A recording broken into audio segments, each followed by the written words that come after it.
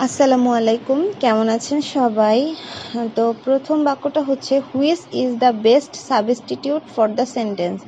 তো সাবস্টিটিউট শব্দটার অর্থ হচ্ছে বিকল্প, মানে এইখানে যে একটা সেন্টেন্স দেয়া আছে সেই সেন্টেন্সটার বিকল্প আমরা কি বলতে পারি।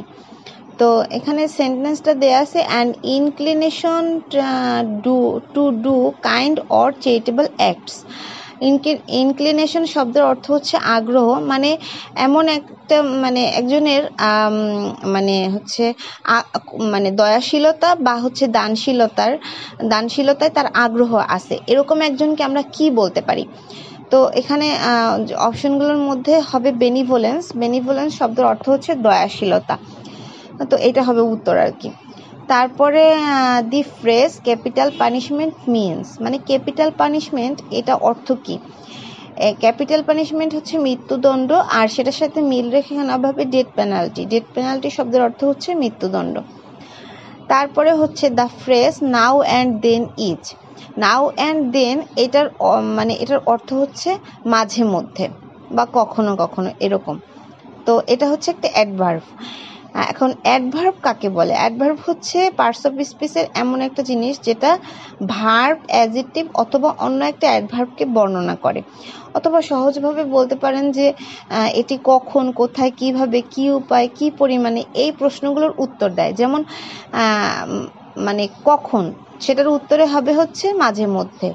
হ্যাঁ, তারপর হচ্ছে which of the following words is a verb.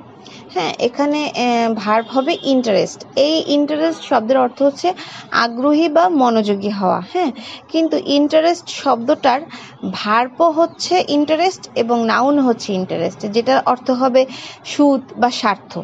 মানে ওই ইন্টারেস্টটার অর্থ হবে সুদ বা স্বার্থ। তো আপনি যখন ওয়ার্ড সেন্টেন্সের মধ্যে এটা দেখবেন, তখন আপনাকে বুঝতে হবে যে এটা কি স্বার্থর কথা বলা হয়েছে বা সুদের কথা বলা হয়েছে, নাকি এটা আগ্রহী বা মনোযোগী হিসেবে ব্যবহার করা হয়েছে। তো সেটা বুঝে আপনাকে আর কি বুঝতে হবে যে এটা কি ভার্ব নাকি নাউন। তারপর হচ্ছে one of the friends is coming today. তো এখানে সাবজেক্ট হলো ওয়ান। তো ওয়ান যেহেতু সিঙ্গুলার, সেই কারণে ইজ হয়েছে। মাই ফ্রেন্ডসের কারণে এখানে আর হয় নাই, কারণ যেহেতু ওয়ানটা প্রথমে দেওয়া এবং সেটা সিঙ্গুলার, সেই কারণে হচ্ছে ইজ হয়েছে। তারপর হচ্ছে চুজ দ্য কারেক্ট সেন্টেন্স। তো এখানে কারেক্ট সেন্টেন্স হবে he is junior to me. তো বিভিন্ন যে এখানে একটা নিয়ম আছে যে সুপিরিয়র মানে হচ্ছে উচ্চতর, মানে সে আমার থেকে উপরের পর্যায়ে আছে। তারপর হচ্ছে ইনফিরিয়র নিকৃষ্ট, সিনিয়র মানে সে আমার থেকে বড় বা ঊর্ধ্বতন, জুনিয়র নিম্ন বা কনিষ্ঠ। তারপর প্রিয়র পূর্বে, বা আলটেরিয়র মানে অধিকতর দূরবর্তী। তাছাড়া হচ্ছে পোস্টেরিয়র মানে পরে আসে বা পরবর্তী, এরকম। এই যে 7টা অ্যাডজেক্টিভের কথা বললাম, এগুলো সবসময় কম্পারেটিভে ব্যবহৃত হয় এবং এদের পরে দেনের পরিবর্তে সবসময় টু বসে। হ্যাঁ, তো সেই কারণে এখানে হয়েছে he is junior to me. তো আশা করছি সবার ভালো লেগেছে, সবাই ভালো থাকবেন। আল্লাহ হাফিজ।